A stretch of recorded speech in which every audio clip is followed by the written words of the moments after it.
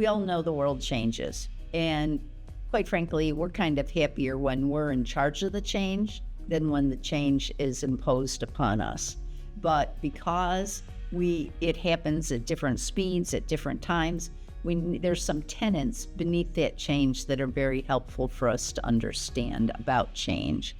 So I'm going to use the concept of from twos and to sort through this change happening.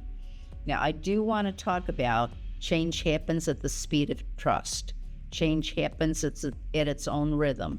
Change cannot be prescribed, even though oftentimes we try to have a rigid what's supposed to happen when.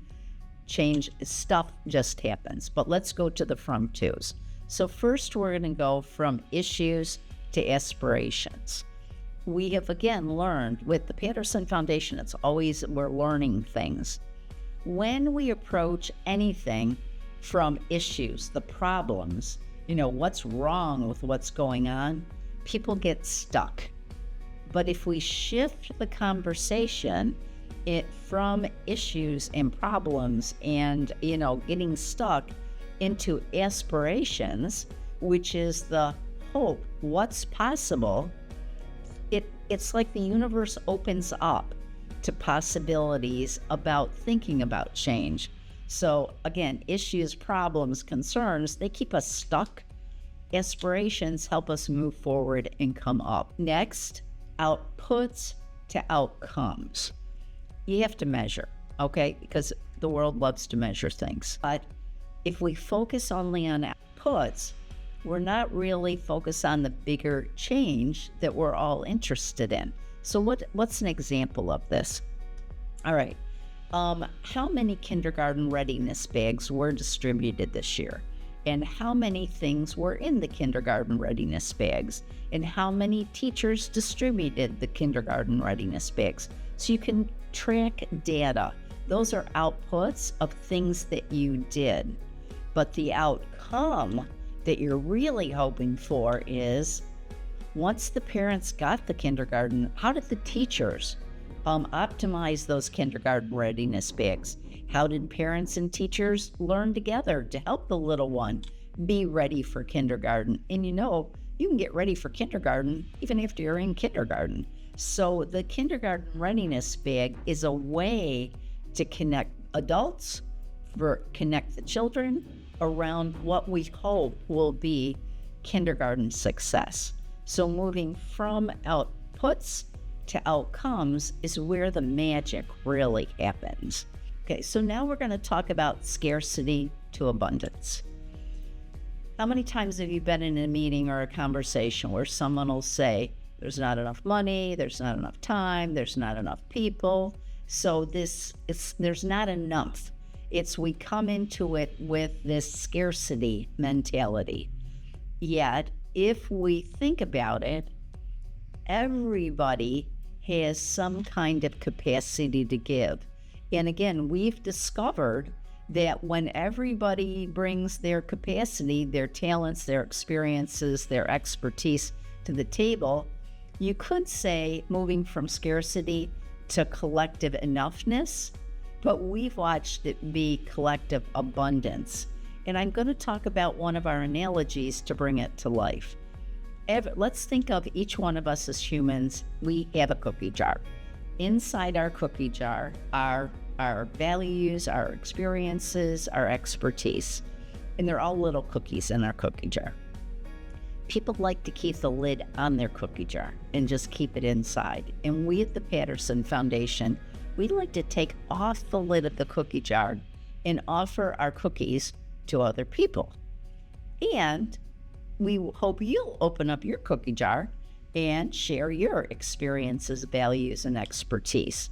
And that's where we get from a scarcity mentality, a starving mentality, into an abundance mentality.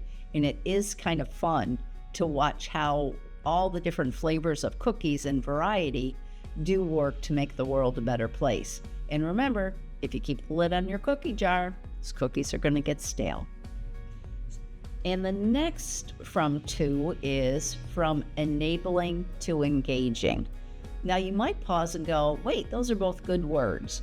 But in this context, we're going to talk about enabling is where we keep people where they are. All right. And engaging is when we work with people so that they are engaged in helping to create the solution of the future. So an example could be that at a day services organization that does laundry for people who are without a home. People can come in, they can have their laundry done, washed and cleaned while they take a shower, and then they have clean clothes. And that is a wonderful service. But when we say to the volunteers, why don't we allow the people who are without a home to also be volunteering to do the laundry and the folding and the thing? And they go, oh, no.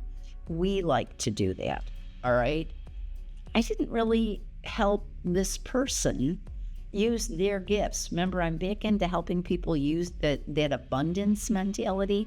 So we don't want to have any policies or programs or actions that reinforce and keep people or enabling people to be where they are, when what we want to do is say, hello, what are your aspirations? What are your gifts?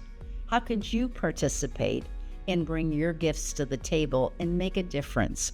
So the more we engage, and something that makes us vibrate is whenever anybody says those people. Those people are people just like us. We just don't know them yet. So we need to take time to meet those people and discover they have hopes, aspirations, and they actually have an abundance of opinions, experiences, and talents. So let's move into more engagement rather than keeping people where they are. But our final from two is silos to systems. We often talk about how people need to stay in their swim lane, and that's fine often, but it's also good to get out of your swim lane and find out what's happening in the rest of the swimming pool. So this is kind of this concept, but when we talk about silos, quite frankly, every organization has silos within it, and that's a management issue of how do you break down silos so employees and staff and board and volunteers understand the bigger picture. But this silos to systems is just as important in community, because every organization has what they do. And when we provide opportunities for organizations to learn other organizations who do similar things to them, other organizations who actually build upon what they do, and it makes for a better quality of life ecosystem.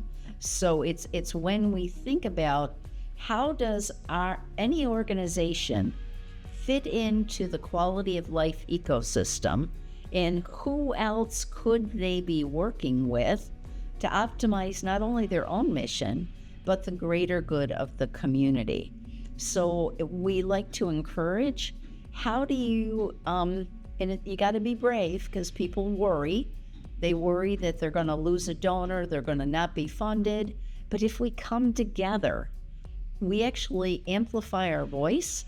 And imagine how much more powerful if someone was seeking a major grant, if you had multiple organizations coming together saying, we'd like to work together on this. The funding agency might be pretty impressed that rather than having to talk to individual organizations, the bang for their buck is going to go for a collaboration. So again, in those organizations got out of their silos and got into a system for the greater good.